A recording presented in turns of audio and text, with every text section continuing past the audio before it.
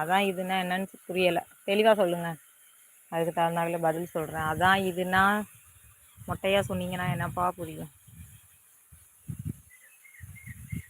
இது கிணறு இங்கே தான் இருக்குது, அதில் தண்ணி ஊற்றும். நாங்கள் இந்த பைப் வந்து எங்கள் வீட்டுக்கு வராது, இது போய் ஓசு போய் அதில் வந்து நாங்கள் வீட்டுக்கு யூஸ் பண்ணுறது.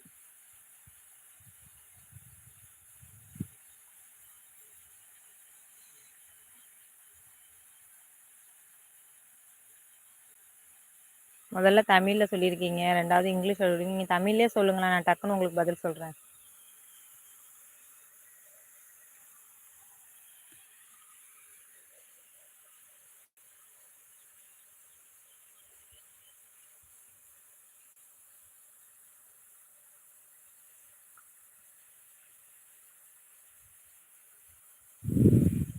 நிழலே நின்று கொஞ்சம் நேரம் போயிடுச்சு, அவ்வளோதான். போய் சாப்பிட்டுட்டு இந்த அடுத்த வேலை பார்க்கணும்.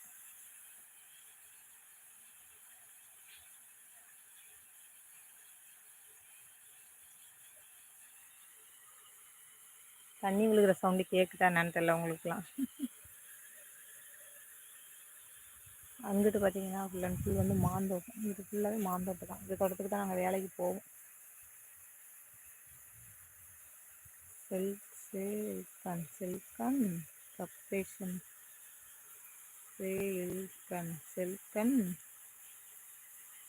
கப்ரேஷர் புரியலப்பா. செல்கன் கப்ரேஷனா எனக்கு தெரியாதுப்பா, வேறு யாருக்கும் தெரிஞ்சால் சொல்லுங்கள், எனக்கு தெரியாது என்னன்னு தெரியலை. செல்கன் கப்ரேஷன் என்ன வார்த்தைனே எனக்கு புரியலை.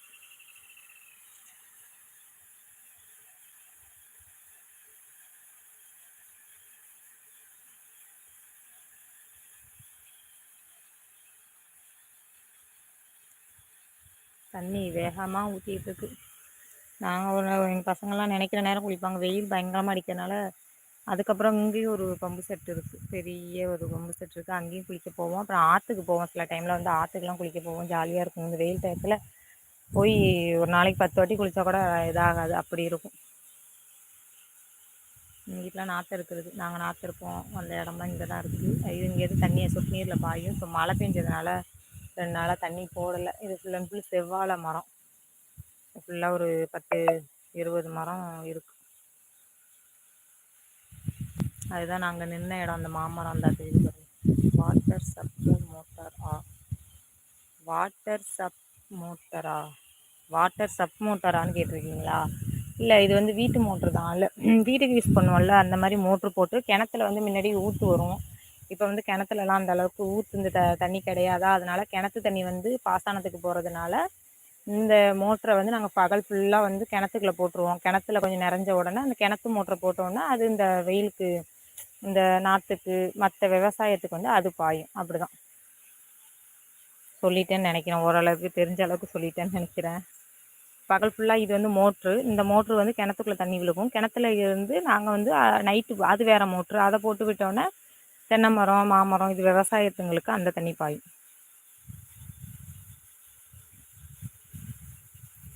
இலவச கரண்டு தான். இந்த கரண்ட்டுக்கு வந்து இது வந்து வீட்டு மோட்ருனால இதுக்கு கரண்ட் பில், மோட்ரு ஓடனா இது கரண்ட் பில் வரும்.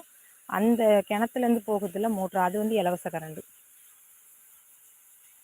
அது வந்து செடிங்களுக்கு, மரங்களுக்கு, அப்புறம் எதுவும் விவசாயம் பண்ணால் அதுங்களுக்குலாம் வந்து பாயும். ஓகே ஃப்ரெண்ட்ஸ், பேசிகிட்டு இருந்தாச்சு, எவ்வளோ நேரம் மெசேஜ் பண்ண எல்லாத்துக்கும் ரொம்ப ரொம்ப நன்றி. ஒரு லைக் போட்டு போங்க ஃப்ரெண்ட்ஸ், போகிறவங்க அப்படியே லைக் போட்டு போயிருங்க. அப்புறம் நைட்டு வர முடியுதா என்னன்னு தெரியல ஃப்ரெண்ட்ஸ். ஏற்கனவே காலைல ஒரு லைவ், சின்ன லைவ் போட்டேன், இப்போயே 2 லைவ் தொடர்ந்து போட்டாச்சு. அதனால் ஒரு நாளைக்கு லைவ் தொடர்ந்து போடவும் கூடாது, வியூஸ் அந்த அளவுக்கு போகாது, போய் காட்டாது.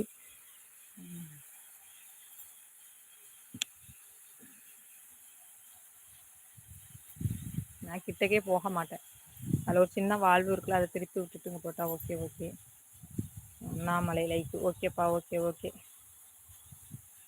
அதனால் நான் அதை திருப்பி விட்டோம்னா எங்கள் வீட்டுக்கு தண்ணி போகும். தண்ணி எதுக்கு தேவைன்னா நாங்கள் பிடிச்சிக்குவோம்.